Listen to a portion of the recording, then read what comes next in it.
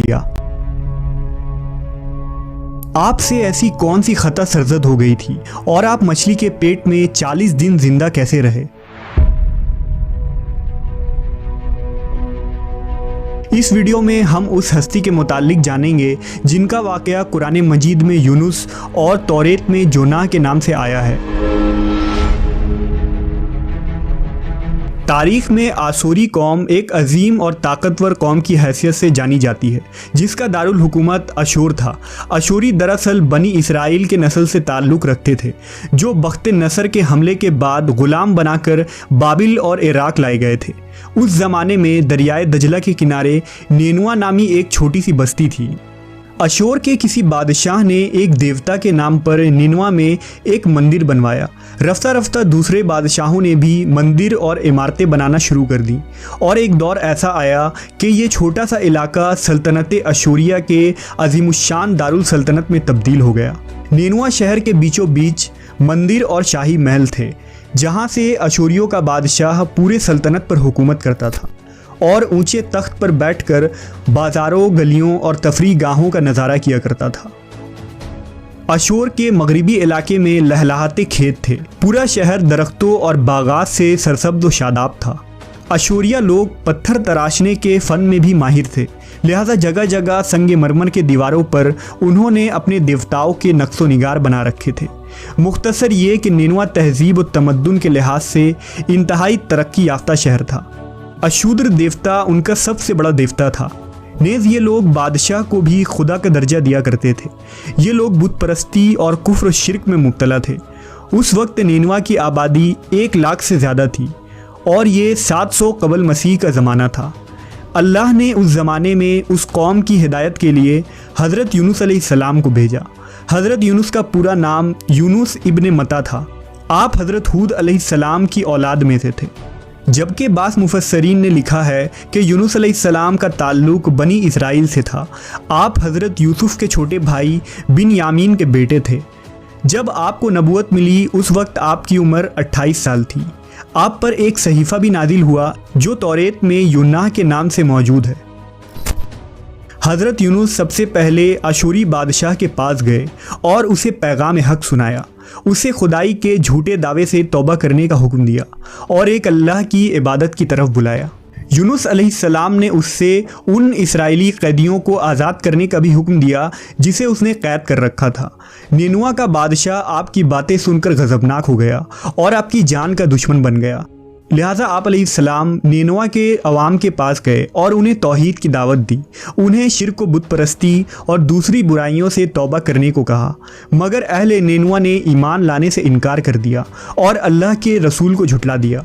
यूनुस अलैहिस्सलाम मुसलसल इस कोशिश में रहे कि उनकी कौम के लोग राह रास्त पर आ जाएं। आपने उन्हें बहुत समझाया और दावत के काम को जारी रखा। देखते देखते 40 साल का अरसा गुजर गया, लेकिन ये कौम हज़रत यूनुस का इनकार करती रही और शिर्क पर डटे रहे। नेज़ हज़रत यूनुस को धमकियाँ भी दी गईं कि अगर आपने अशूद्र देवता के ख़िलाफ़ कुछ कहा तो वो आपको कत्ल कर देंगे। आखिरकार हज़रत यूनुस अपने कौम से मायूस हो गए। जब उनकी सरकशी और नाफरमानी इंतहा को पहुंच गई तो अल्लाह ने हज़रत यूनुस को हुक्म दिया कि लोगों को आगाह कर दो कि 3 दिन के अंदर उन पर अजाब आने वाला है। लिहाजा आपने अहले निनवा के सामने ऐलान किया कि अगर तुमने 3 दिनों के अंदर बुत परस्ती और शिर्क से तौबा ना की तो तुम पर अल्लाह का कहर नाजिल होगा और पूरा शहर तबाह व बर्बाद हो जाएगा। लोगों ने आपका मजाक उड़ाया और जवाब में कहा, हम तुम्हारे रब की तरफ से अजाब के मुंतज़िर रहेंगे।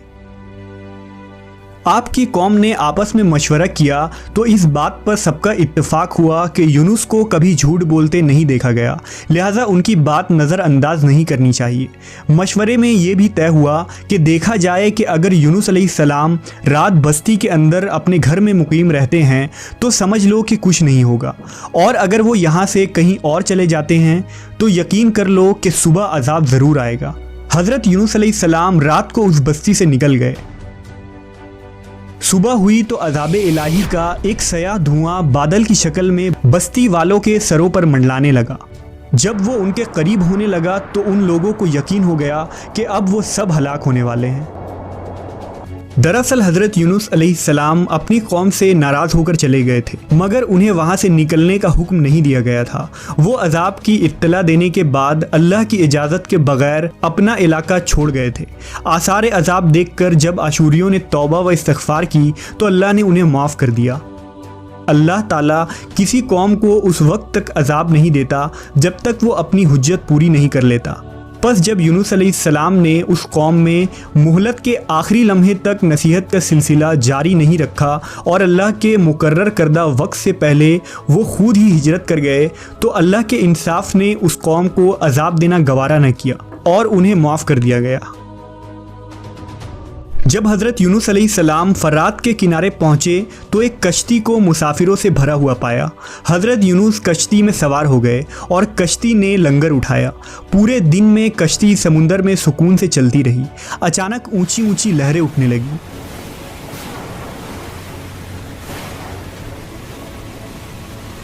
लोगों ने अपना साजो सामान समुंदर में फेंक दिया कि कश्ती का बोझ कम हो जाए, लेकिन कश्ती का बोझ फिर भी कम न हुआ। जब कश्ती डगमगाने लगी तो कश्ती के गर्क होने का यकीन होने लगा।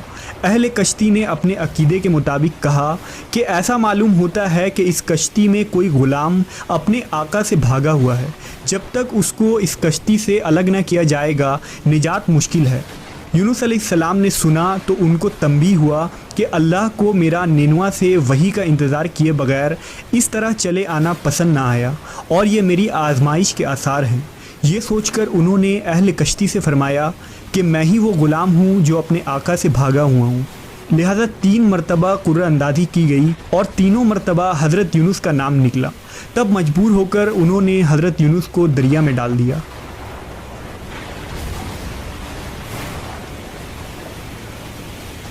उस वक्त अल्लाह ने एक बड़ी मछली को हुक्म दिया कि उन्हें निगल लो, ये तुम्हारी गज़ा नहीं है, इसलिए उनके जिस्म पर कोई तकलीफ़ नहीं होनी चाहिए। मछली ने हज़रत यूनुस को अपने पेट में निगल लिया। यूनुस अलैहिस्सलाम ने जब मछली के पेट में खुद को ज़िंदा पाया तो बारगाह इलाही में अपनी निदामत का इजहार किया कि मैं वही इलाही का इंतज़ार किए बगैर और अल्लाह से इजाज़त लिए बगैर उम्मत से नाराज़ होकर निनवा से निकल आया। हज़रत यूनुस ने मछली के पेट में अल्लाह को पुकारा। उन पर 3 अंधेरे इकट्ठे हो गए थे, रात का अंधेरा, मछली के पेट का अंधेरा और समुंदर का अंधेरा। आपने उन अंधेरों में ये कलमात कहे, अल्लाह तेरे सिवा कोई माबूद नहीं, तू यकता है, मैं तेरी पाकी बयान करता हूँ, बेशक मैं अपने नफ्स पर खुद ही जुल्म करने वाला हूँ। रिवायतों के मुताबिक अगर हज़रत यूनुस ये तस्बीह ना कहते तो क़यामत तक मछली के पेट में रहते। रसूल अल्लाह सल्लल्लाहु अलैहि वसल्लम ने फरमाया कि जब यूनुस ने यह दुआ की तो ये कलमात अर्श के गिर्द घूमने लगी। फरिश्ते कहने लगे कि ये बहुत दूर दराज जगह से आवाज़ आ रही है, लेकिन कान उससे पहले इससे आशना ज़रूर हैं और आवाज़ बहुत ही कमज़ोर है। अल्लाह ने हज़रत यूनुस की दर्द भरी आवाज़ को सुना तो फरमाया, क्या तुम इस आवाज़ को नहीं पहचानते? उन्होंने कहा नहीं। फरमाया, ये मेरे बंदे यूनुस की आवाज़ है। फरिश्ते ने कहा, ये वही यूनुस है जिसकी पाक अमल कबूल शुदा हर रोज़ तेरी तरफ चढ़ते थे। ए अल्लाह, मुसीबत के वक्त उस पर रहम कर। तो उस वक्त अल्लाह ने मछली को हुक्म दिया कि वो आपको बग़ैर किसी तकलीफ़ के समुंदर के किनारे उगल दे। रिवायतों के मुताबिक यूनुस अलैहिस्सलाम 40 दिन उस मछली के पेट में रहे और उसके बाद अल्लाह के हुक्म से उस मछली ने आपको समुंदर के किनारे उगल दिया। मछली के पेट में रहने की वजह से आपका जिस्म ऐसा हो गया था जैसे कि परिंदा का पैदाशुदा बच्चा जिसका जिस्म नरम होता है और जिस्म पर बाल तक नहीं थे। गर्ज़ हज़रत यूनुस बहुत ही कमज़ोर और नातवा हालत में खुश्की पर डाल दिए गए थे। इसके बाद अल्लाह ने समुंदर के किनारे पर एक बेलदार दरख्त उगाया। रिवायतों के मुताबिक वो कद्दू का पौधा था जिसके ज़रिया हज़रत यूनुस अलैहिस्सलाम पर साया हो गया। इसके अलावा अल्लाह ने एक जंगली बकरी भेज दी जो ज़मीन की घास और जड़ी बूटियाँ खाती थी और सुबह व शाम आपको दूध पिलाती थी, यहाँ तक कि आप तंदुरुस्त हो गए। हज़रत यूनुस दरख्त के उस साए में झोपड़ी बनाकर रहने लगे। यूनुस अलैहिस्सलाम की कौम उन्हें तलाश करती हुई एक दिन उस साहिल के किनारे पहुँच गई और उन्होंने आपको देख लिया। उन्होंने आपके हाथ पर इस्लाम की बैत कर ली और साथ ही अल्लाह से तौबा व इस्तिग़फ़ार करने लगे। यूनुस अलैहिस्सलाम दोबारा निनवा चले गए और वहाँ रहकर अपनी कौम की रहनुमाई फरमाई। हज़रत यूनुस की ज़िंदगी निनवा ही में गुजरी और वहीं आपका इंतकाल हुआ। इस किस्से से हमें ये सबक मिलता है कि किसी भी हाल में अल्लाह की रहमत से मायूस नहीं होना चाहिए और ना ही हिदायत के मामले में अपनी ज़ात पर भरोसा करना चाहिए। हिदायत तो बस अल्लाह ही की तरफ से है, हमारे ज़िम्मे बस पैगाम हक़ पहुँचाना है।